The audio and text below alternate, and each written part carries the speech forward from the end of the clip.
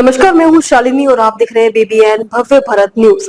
चलिए शुरू करते हैं आज की मुख्य खबरें। अमरनाथ यात्रा 4 दिन में 50,000 श्रद्धालुओं ने दर्शन किए। बारिश के बीच 5वां जत्था जम्मू से रवाना। 3.5 लाख यात्रियों ने रजिस्ट्रेशन किया।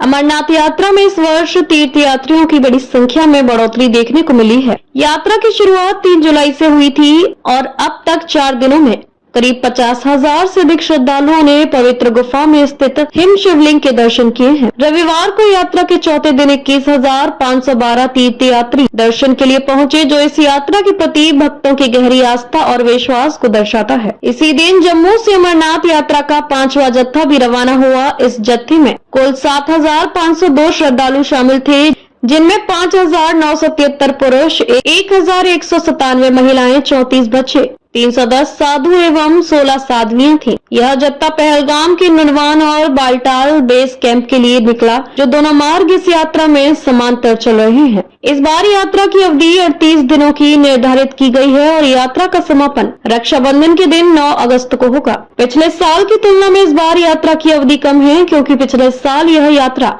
52 दिनों तक चली थी, जिसमें करीब 5 लाख श्रद्धालुओं ने अमरनाथ गुफा के दर्शन किए थे। तीर्थ यात्रियों की संख्या लगातार बढ़ रही है और अब तक 3.5 लाख से अधिक श्रद्धालुओं ने यात्रा के लिए रजिस्ट्रेशन कराया है। रजिस्ट्रेशन की सुविधा जम्मू में 4 प्रमुख केंद्रों पर उपलब्ध कराई गई है: सरस्वती धाम, वैष्णवी धाम, पंचायत भवन और महाजन सभा। यहाँ प्रतिदिन लगभग 2000 श्रद्धालुओं का रजिस्ट्रेशन किया जा रहा है।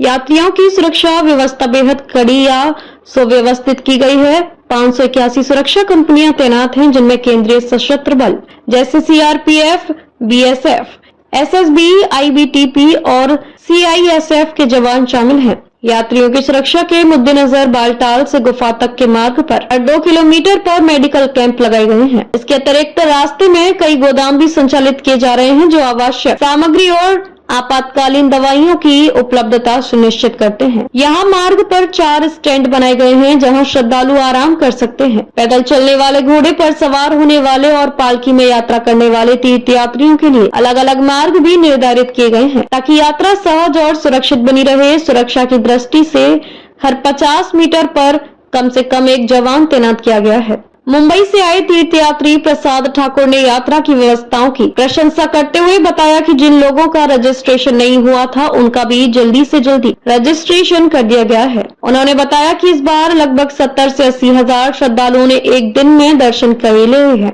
इसके अलावा भंडारे में भोजन व्यवस्था भी उत्कृष्ट है और शौचालय रहने जैसी भी सभी सुविधाएं भी बेहतर स्तर पर हैं। अमरनाथ यात्रा न केवल आध्यात्मिक आस्था का पर्व है, बल्कि यह सुरक्षा, स्वास्थ्य और सुविधा की दृष्टि से भी संगठित आयोजन का एक बेहतरीन उदाहरण बन रही है। श्रद्धालुओं की बढ़ती संख्या के बावजूद व्यवस्थाएं स्थिर और प्रभावशाली बनी हुई है, जो इस यात्रा को एक सफल और यादगार तीर्थ यात्रा बना रही है। तो अभी तक के लिए इतना ही। मैं शालिनी आपसे विदा लेती हूँ। अगली खबर में फिर मुलाकात होगी एक और खास खबर के साथ। तब तक के लिए बने रहिए BBN भव्य भारत न्यूज के साथ। नमस्कार।